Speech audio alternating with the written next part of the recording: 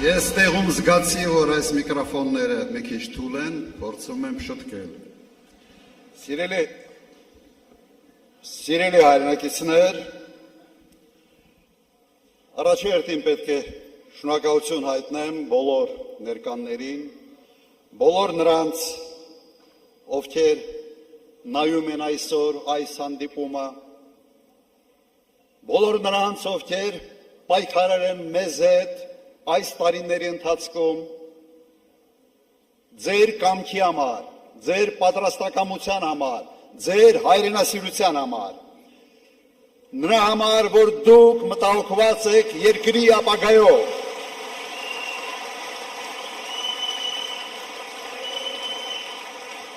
մենք շատ հագեցված քարոզարշավ ենք ունեցել, բազմաթիվ հանդիպումներ տարբեր ֆորմատներով, դահլիճային, հանրահավաքներ, ուղղակի շփումներ, տասնյակ հազարավոր մարդկանց հետ շփվել ենք եւ համոզված ենք, որ մեր ընտրական զանգվածը կիսում է մեր ծրագրերը։ Համաձայն եք։ Բայց այս հանդիպումները նաեւ հնարավորություն են տվել մեզ համալրել ծրագրերը, լսել ենք առաջարկներ, ինտերակտիվ հանդիպումների ժամանակ մենք հասկացանք, որ ինչ-որ շտկումներ պետք է մտցնենք, եւ մենք դա արել ենք։ Շնորհակալություն ձեր ակտիվ մասնակցության համար։ Սիրելի հայրենակիցներ, այս ընտրությունները սովորական չեն, բոլորը դրա մասին խոսում են։ Եվ ընտրությունները ոչ թե նրա մասին է, թե հաջորդ 5 տարվա ընթացքում ինչ կարգի տարբեր սոցիալական ծրագրեր են իրականացվելու։ Սա անբաժանելի մաս է, բայց ամենից կարևորը չէ։ Այս ընտրությունները նրա մասին են, թե Հայաստանը արդյոք մնալու է իր բովանդակությամբ հայկական պետություն։ Սա է այս ընտրությունների գլխավոր հարցը։ Մենք պաշտպանում ենք, թե դավաճանում ենք մեր պատմությանը, մեր ինքնությանը, մեր արժեքային համակարգին։ Պաշտպանում ենք։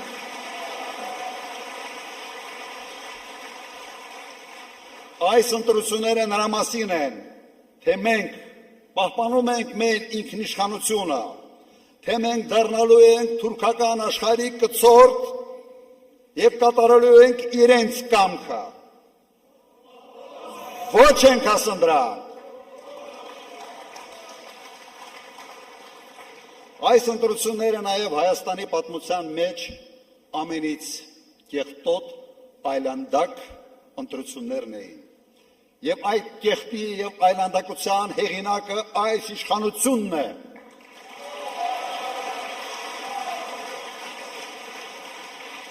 Իրենք թոնավորել են այս ընտրարշավը իրենց թույնով, կեղտոտ բերաններով, կեղտոտ բառապաշարով։ Մենք սա չենք հանդուրժում, սա մեր ոճը չի։ Մենք Հայաստանը պիտի փորձենք մաքուր պահել այդ կարգի կեղտից։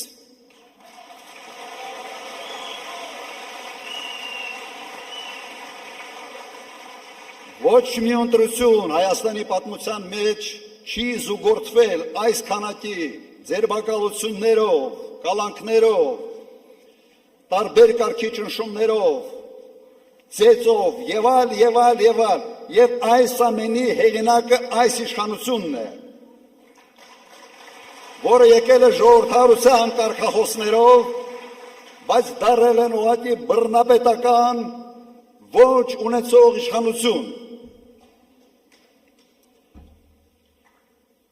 Եվ այդ ամենիչով նույնիսկ հարցականի տակ են դնում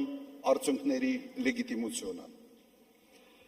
Յուրաքանչյուր ընտրություն, սիրելի հայրենակիցներ, դա առաջերտին հաշվետվություն է կատարած աշխատանքների համար եւ նոր ծրագրերի ներկայացում, ապագայի համար։ Քանի որ այս իշխանությունը տապալել է ամեն ինչ, հաշվետու լինել չի կարող, որովհետև առարկա չի կա հաշվետու լինելու համար, իրենք այս քարոզարշավը եւ այս ընտրությունը փորձել են վերացել հետևյալի Հայաստանի այս փոքր տարածքը դարձնել աշխարհաքաղաքական կենտրոնի բախման կետ, ինչը հեչ լավ տեղ չի եւ վտանգավոր տեղ է փոքր պետությունների համար։ Այս տեսանկյունից ընտրությունները իսկապես բավական տարօրինակ են, երբ իշխող կուսակցությունը, իշխող թիմը ընդհանրապես չի խոսում կատարված աշխատանքների մասին։ Եթե խոսա, պիտի խոսա, թե ինչպես է պարտվել պատերազմում, ինչպես է հրահրել պատերազմը եւ ով է մեղավոր 5000 զոհերի համար, 12000 վիրավորների համար,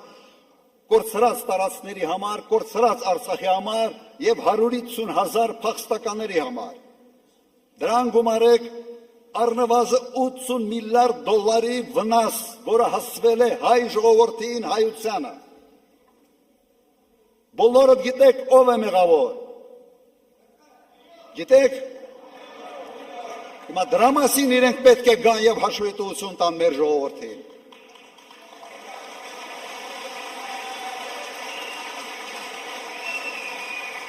Խոստացել են ժողովրդավարություն, բերել են բռնապետություն։ Խոստացել են կոռուպցիայի դեմ պայքար, գլխավորել են այդ կոռուպցիան։ Խոստացել են սոցիալական արդարություն, աղքատության մակարդակը չի փոխվել։ Երբ կառավարությունը սկսում է խաղալ կրակի հետ, վառվում է, այրվում է ժողովուրդը։ Սա պարզ ճշմարտություն է։ Եվ ինչ են արել, մինչև քարոզարշավը գնացել են Բրյուսել, խնդրել են հատուկ օգնություն հիբրիդային պատերազմի դեմ։ Հետո Եվրո համայնքի ժողովի ժամանակ հրավիրել են Զելենսկուն, դրանից հետո եղավ Մոսկվայի արձագանքը եւ այս խառնաշփոթի մեջ փորձում են իրենք շանտաժով, վախեցնելով,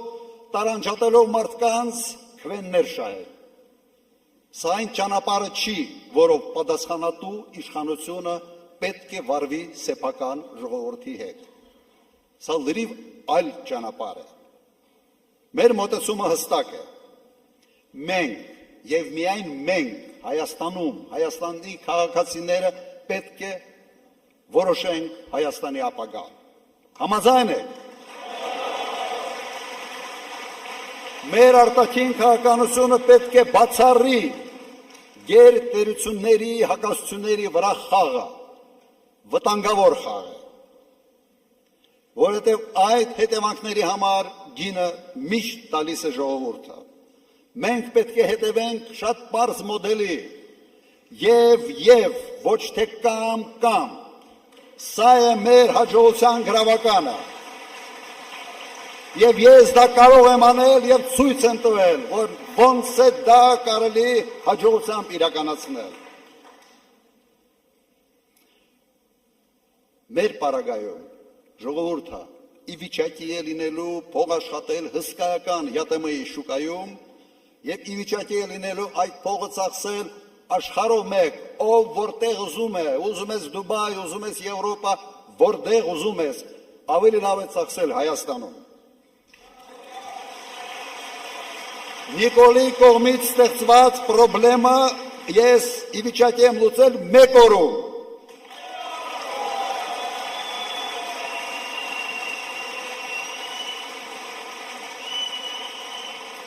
Այսպես կոչված բեզվիզը եւս ավելի շուտ կստանանք, քան այս իշխանությունը։ Մի քանի խոսք մեր անվտանգության մասին։ Մեր անվտանգության մոդելը ունիվերսալ պարզ մոդել է։ Մարտունակ բանակ, ուժեղ առաջնորդ, հզոր դաշնակից։ Այս երկրագնդի վրա ուրիշ արդյունավետ մոդել ուղղակի չկա։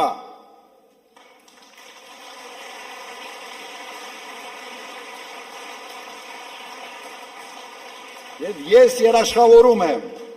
որ մենք վերականգնելու ենք հարգանքը Հայաստանի նկատմամբ։ Մենք բացառելու ենք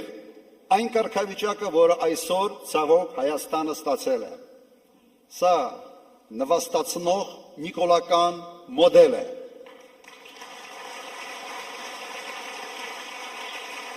Սա հարևանների հետ հարաբերություններում, սա տեր ու ծառա հարաբերությունների մոդել է, որտեղ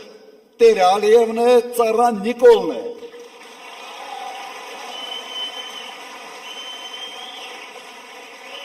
Մենք այս մոդելը բացառում ենք և մերժում ենք։ Մեր ժողովուրդը չի ուզում, որ իրեն կառավարի Ալիևի ծառան։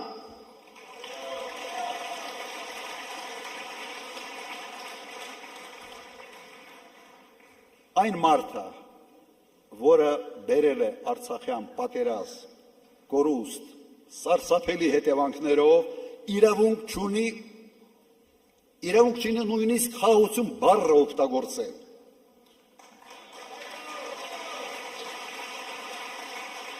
Ինքը չպիտի կեղտոտի այդ բառը ուղղակի իր բառապաշարով։ Վերջերս տեսակ, իր ձեռից նույնիսկ աղավնին չթռավ։ Հասկանալով, որ Նիկոլ Փաշինյանը դա ֆեյկային խաղաղություն է, ֆեյկային իշխանություն է և ֆեյկային բովանդակություն է։ Մենք ձգտում ենք խաղաղության և հասնելու ենք դրան։ Մենք հասնելու ենք կայուն արժանապատիվ խաղաղությանը։ Եվ իմ նախագահության ժամանակ դա հաջողվել է։ Անելու եմ ևս մեկ անգամ։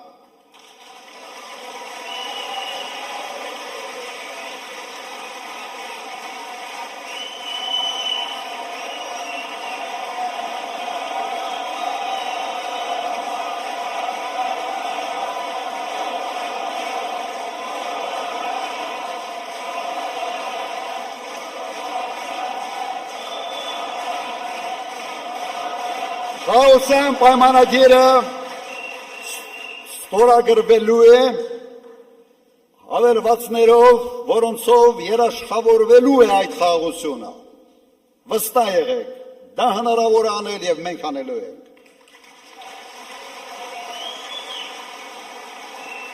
Մենք տեսնում ենք Հայաստանը որպես ժամանակակից արդյունաբերական երկիր։ Ամենից էֆեկտիվ երկիրն ենք տեսնում այս տարածաշրջանում, զարգացած գյուղատնտեսությամբ և ֆինանսական համակարգով։ Մենք նորից դառնալու ենք Հարավային Կովկասի ամենից գրավիչ երկիրը ներդրումների համար։ Մենք այդպիսինը եղել ենք և նորից դառնալու ենք։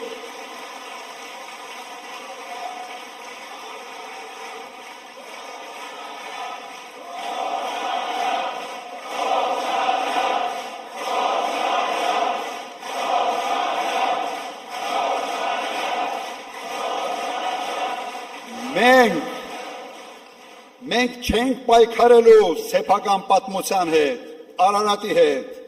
Արարատ լեռան հետ, ոչ Արարատ Միրզոյան, եկեղեցու հետ, մեր ինքնության հետ, մենք վռնդելու ենք նրանց, ովքեր պայքարում են մեր արժեքային համակարգի դեմ։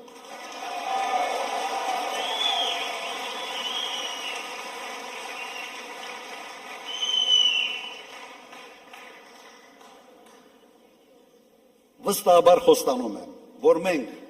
ունենալու ենք ամենից ուժեղ, ամենից կայուն, ամենից հետաքրքիր իր բովանդակությամբ երկիրը Հարավային Կովկասում և երկիր, որը հենված է լինելու ազգային արժեքային համակարգի վրա։ Երկիր, որտեղ քաղաքացին մտահոգված չի լինելու անվտանգային հարցերով, դրանով պետք է զբաղվի իշխանությունը, ոչ թե քաղաքացին։ Երկիր, որտեղ քաղաքացին մշտապես չի պայքարելու ճգնաժամերի դեմ, այդ պայքարը պետք է մղի կառավարությունը և իր քաղաքականության պետք է անի ամեն ինչ, որ ոչ թե երկիրը մեկ ճգնաժամից մտնի մյուս ճգնաժամ, այլ ճգնաժամեր չլինեն ընդհանրապես, հատկապես ներքաղաքական։ Եվ ես մեր թիմի հետ կարող ենք դա անել։ Մենք պետք է կառուցենք այնպիսի երկիր, որտեղ պետական ծառայողը ստիպված չլինելու կատարել ապօրինի հրահանգներ, միայն այն պատճառով, որ իր աշխատանք չկորցնի։ Սա բացառելու է։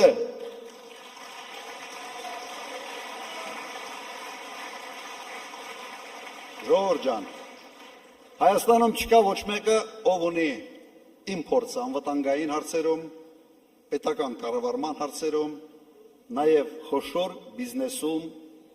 պաշտոնաթողությունից հետո աշխատելու հարցում։ Այդ համակցված փորձը ունիկալ է։ Ես պատրաստ եմ ամբողջությամբ նվիրել այդ փորձը, իմ ժամանակը, իմ ներվերը, իմ ամեն ինչը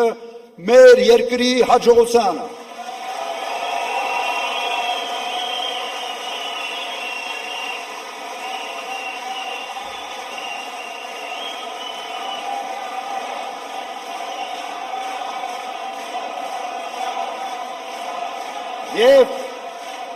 Եվ այդ փորձին գումարենք այն թիմը, որը մենք ունենք։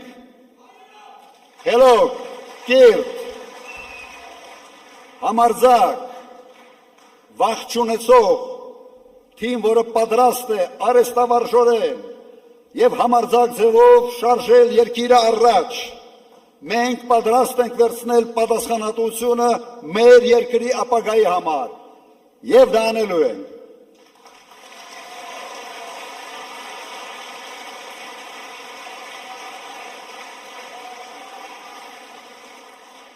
Եվ ինչ ենք ասում մենք, ասում ենք չկա Նիկոլ, չկա պատերազմ, չկա Նիկոլ, չկա քաոս, չկա Նիկոլ, չկա նվաստացում, չկա Նիկոլ, կա խաղաղություն։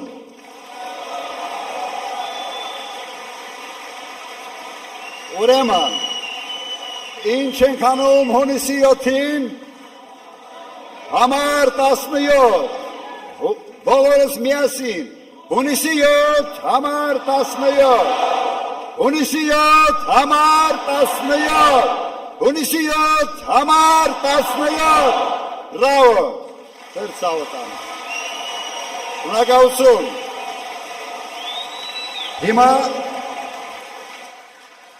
հիմա ես հրավիրում եմ մեր թիմ այստեղ, այս բեմահարտակ և մեր թիմի հետ միասին կավարտենք այս հանդիպումը։ Ժողովուրդ ջան,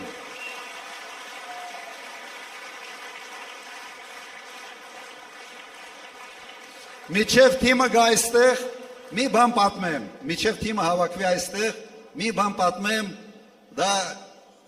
ես հիշում եմ իմ հերս էր ինձ պատմել, երբ ես մոտարապես 8-րդ, 9-րդ դասարանում էի։ Այն ժամանակ ինքը պատասխանատու էր Արցախում գյուղատնտեսության համար, պաշտոնյա էր, պատասխանատու էր և կոլխոզի ժողով էր, ընտրում էին կոլխոզի նախագահ։ Հիմա մի գրադիետ ագրոնոմի մասնագիտությամբ մեկին առաջարկել են գյուղացիները քննարկում են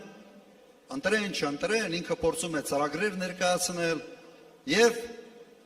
հայտնում է մեկը, որը ինքը իրեն թեկնածությունն է առաջարկում։ Այդ գյուղի ամենից անգրագետը։ 5 տարիներն էին կարդալ զորով գիտի, մի 2-3 դասարանի կրթություն ուներ։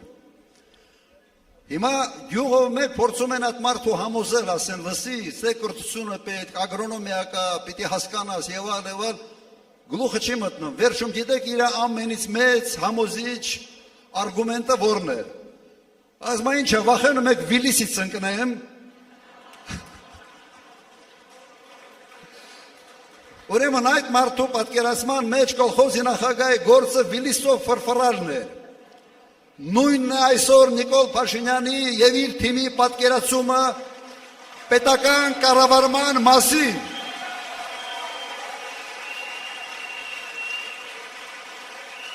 Չընկնելու համար են այն շարասյունը, որով պտտվում են 5 անգամ մեծացրել է։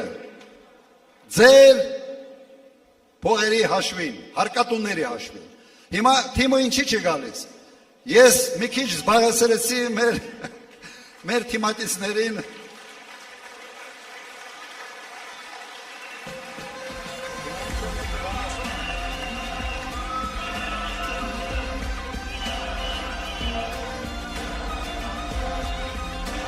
Բոլորս ոտնկանց ևս մեկ անգամ։ Հունիսի 7 համար 17, հունիսի 7 համար 17, հունիսի 7 համար 17, շնորհակալություն։